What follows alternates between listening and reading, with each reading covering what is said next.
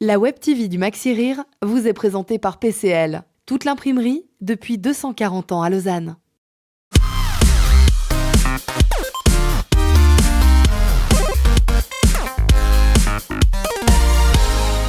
Jérémy, merci de nous accueillir quelques instants pour la page de Maxi Rire. Un mot tout d'abord sur ce spectacle, Vend deux pièces à Beyrouth, un spectacle totalement différent que celui que tu étais venu nous présenter ici il y a maintenant 2 ans. Bah, moi, je dirais pas différent parce que ça reste un spectacle à thème. Après, ce qui est différent, j'ai beaucoup travaillé sur le sujet, bien sûr, mais d'un point de vue plus technique, puisqu'on parle dans les comparaisons. J'ai essayé de travailler pour avoir plus de subtilité dans le jeu.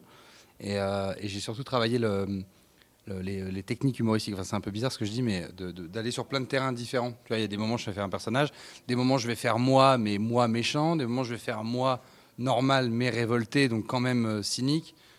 Puis des moments où je vais partir dans l'absurde. Enfin, il y a plein de mécanismes différents qui sont utilisés. Et puis je vais plus loin, surtout. Je vais beaucoup plus loin que sur Alléluia Bordel. Parce que en revoyant Alléluia Bordel, finalement, je le trouvais un peu trop gentil. Donc, du coup, j'ai dit là, je vais vraiment essayer de taper fort. Mais parce qu'aussi, pendant mes recherches, quand tu rencontres des gens qui subissent la guerre, le terrorisme, tout ça, ça te met vraiment. Enfin, moi, ça m'a mis vraiment en colère, en fait. Parce que quand tu parles à ces gens et qui croient aux théories officielles et que tu te rends compte qu'ils sont victimes non seulement de ces théories officielles auxquelles ils croient, mais surtout des mensonges qui sous-entendent les théories officielles, ça te met vachement. Moi, ça m'a vraiment vénère.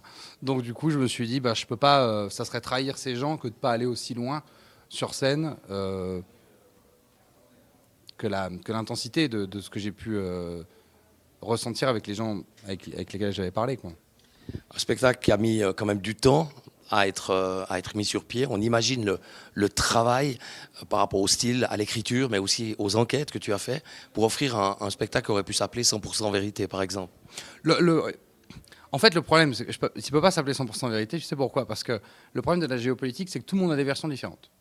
C'est le grand truc de la géopolitique, c'est que moi, à chaque fois que je joue, il y a un mec qui m'envoie un mail pour me dire « ce n'est pas vrai ce que vous avez dit » et qui m'envoie un article, tu vois. C'est le principe de la géopolitique, c'est que comme ça concerne plein de gens différents, personne n'est d'accord. De toute façon, si tout le monde était d'accord, il n'y aurait pas trop de géopolitique. Il y aurait juste un grand monde sans frontières où tout le monde est d'accord et tout le monde est content. Et alors, du coup, c'est la décision que j'avais prise, c'est de me mettre toujours du côté de ceux qui voulaient pas la guerre. Donc, du coup, je me dis au moins, si je dis des conneries, ça sera pas une connerie qui mettra de l'eau au moulin à la haine ambiante, tu vois. Donc, je me suis toujours placé du côté des gens, mais même pour le conflit israélo-palestinien, tu vois, tout le monde flippait quand j'ai dit, je vais faire un sketch là-dessus. Après, mais calmez-vous, tu vois, détendez-vous, tout va bien.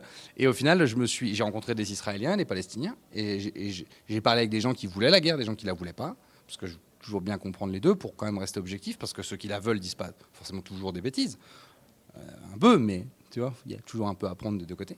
Et ma théorie, par contre, elle est vraiment fixée sur ceux qui la veulent pas, que ce soit des Israéliens ou des Palestiniens.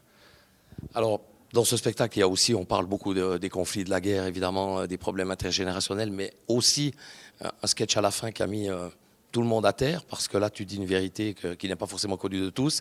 Lorsque tu cites Action pour la fin, pas eu trop de pression en France au moment où tu as décidé de parler de cette association?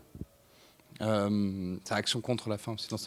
Mais c'est parce que tu as vu le sketch, alors maintenant tu dis qui tu les as rebaptisés toi-même. Non, mais enfin, dépression. Je sais pas. On m'a demandé plusieurs fois d'arrêter ce sketch, mais ça on me demande tout le temps d'arrêter tout ce que je fais. Tu vois. Moi, je n'appelle plus ça de la pression, j'appelle ça des discussions qui finissent généralement. Moi, je rigole en fait quand les gens viennent me dire oui. Mais oui, je vais pas te mentir. Il y a des gens qui sont venus me voir pas très contents, qui m'ont dit ça serait bien d'arrêter, et qu'on fait des sous-entendus un peu agressifs dans leurs yeux, mais moi, ça me fait. Quand je fais ces sketchs-là, c'est pour emmerder ces gens-là et pour faire rire les autres. Donc, quand ils viennent me dire, vous savez que ça m'emmerde votre sketch, mais putain, j'espère bien que ça t'emmerde. C'est pour te faire chier que je l'ai écrit. J'espère bien que ça te fait chier ce sketch et ça fait bien marrer les autres. Bon, parce que forcément, que dire tout haut ce que pensent beaucoup de gens tout bas, mais n'osent pas exprimer, même chez les humoristes, forcément, ça veut dire que Jérémy Ferrari est un humoriste un peu en décalage. Bah ouais, c'est triste. parce qu'en fait, non mais moi ce que je dis toujours, attention, faut bien se comprendre.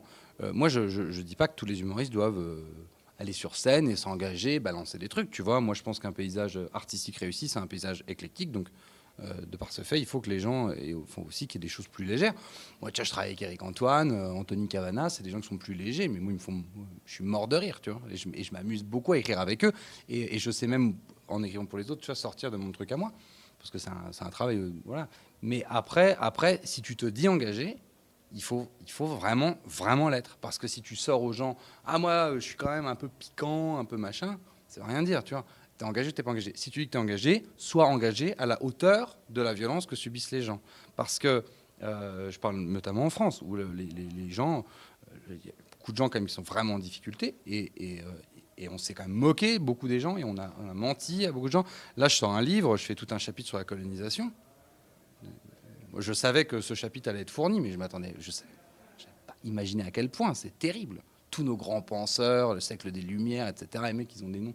On met des noms d'écoles à des gars qui je ne vais pas dévoiler ce qu'il y a dans le livre, mais les citations de Voltaire, etc. Celles qu'on voit à l'école, c'est pas la seule chose qu'ils éditent, ces gens. Et c'est important que les gens sachent ce que les autres ont dit. Donc, ce que je veux dire par là, c'est que si on dénonce, on a un devoir envers les gens, parce que c'est grâce à eux qu'on vit. Alors si on leur dit, moi je suis un artiste engagé, c'est un contrat moral que tu fais avec ton public, et comme ces gens-là, ils comptent sur toi, il faut être à la hauteur quand les gens... Voilà. Donc voilà, après c'est chacun avec soi-même. Mais je pense qu'avoir Nicolas Sarkozy en face de soi, lui faire des vannes sur Carla Bruni qui est plus grande que lui, je suis pas certain que je n'appelle pas ça de l'irrévérence. Il y a des moments aussi plus légers. Il y a eu un passage assez surprenant à un moment donné lorsque tu as évoqué la grande ville qui se trouve en bas du Val d'Illier. Elle est en bas, mais elle s'appelle Montée. Et tu as tout de suite réagi. Donc ça veut dire que tu es aussi très réactif. Tu as besoin de ce contact permanent avec le public. En fait, le spectacle, tu as vu, il est très interactif. Parce que là, du coup, l'interview est très sérieuse. Mais le spectacle, il est surtout basé sur de l'efficacité. Il faut que les gens rient beaucoup, beaucoup. Sinon, ça n'a aucun intérêt. Les gens, je veux pas qu'ils ressortent en disant c'est génial. C'était un joli cours d'histoire où on a souri. C'est pas le but. Tu vois, le but, c'est d'abord que les gens rient. Toujours. Donc c'est toujours l'efficacité. Et moi, cette interaction avec le public, ça m'éclate en fait. Je trouve ça hyper. J'adore. Je sais pas, ça me fait beaucoup rire. Donc là, je suis tombé sur une super demoiselle qui me dit j'habite à Monté, c'est en bas. J'ai pas fait de vanne, j'ai juste répété ce qu'elle avait dit. Tu vois, elle a fait la vanne pour moi. Une dernière chose, Jérémy, tu es venu il y a 2 ans, tu es venu samedi dernier pour le gala d'ouverture, tu étais le metteur en scène du gala présenté par Anthony Cavana, tu reviens aujourd'hui, pas trop peur de t'attacher à Champéry et au Maxi Rire? Non. Ça devrait aller. Merci beaucoup.